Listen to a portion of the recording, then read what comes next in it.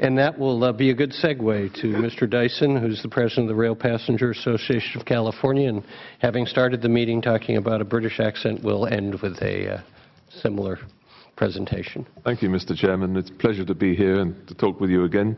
As you stated, I'm president of RailPAC, and I'm also the chair of the City of Burbank Transportation Commission.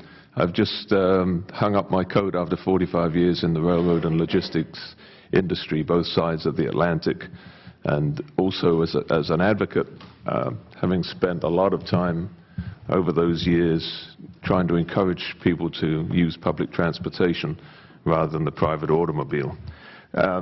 I'll condense my remarks somewhat in lieu of the time, so I'll briefly say that we're an all-volunteer membership organization, and we task ourselves with educating the public about the need for a more balanced transportation infrastructure, and we've been doing that since 1978. We always advocated investment in modern passenger transportation systems, and we believe in the continuous upgrades to regional rail and local transit, as well as dedicated high-speed rights-of-way for passenger trains where appropriate. Our concept has always been one of incremental improvements, done smartly, so that each investment acts as a building block laid on the foundation of existing facilities.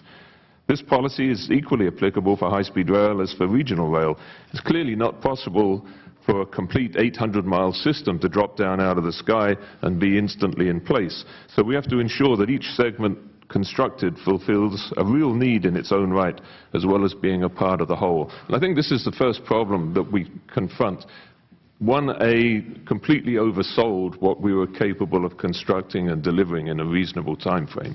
We raised people's expectations that within 5, 10 years, a decade, that we would have some kind of high-speed rail system in place, and we're not delivering. This is some of the frustration and disappointment that the staff report alluded to. But I think you asked me to look at 3 particular questions. What do we want to see as the end product? Does the business plan move us in that direction? And what alternatives may we consider? And I'll condense the end product question down to one word: Switzerland.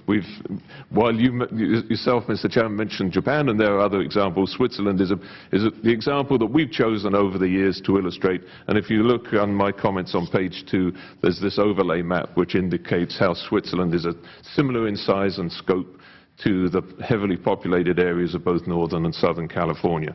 They've worked at it. It didn't come overnight. It took them 20 years to get together a nation with 4 official languages and a number of extremely strong local interests that nevertheless were willing to work together to put together a timetable that gets you from door to door wherever you are in the country 7 days a week. So enough said on that, and needless to say, they connect the country with similar population centers by high-speed rail systems. Comments on the business plan are very negative, I'm afraid, and I just very briefly say that the plan calls for service between Merced and Palmdale initially. That's what the draft says, followed by service into the San Fernando Valley. We think that this is completely wrong for a number of reasons. Passenger rail is about moving large numbers of people, and it's about providing a transportation product that people are willing to reach into their pockets and pay for. The authority is proposing a service that we know will be in place for a number of years, whereby passengers will travel by bus or perhaps a regional train to and from Merced, take a high-speed train between Merced and Palmdale, and later between Merced and the San Fernando Valley, and then a Metrolink train or a bus to their final destination. We don't even know yet, by the way, where this proposed interim terminus may be in the San Fernando Valley. As chair of the Burbank TC, I've been trying to find that out. I've been told that a decision is imminent in the next 30 to 60 days, but nobody knows where it's going to be out of 3 alternatives, or even what the footprint will look like. But that's another story.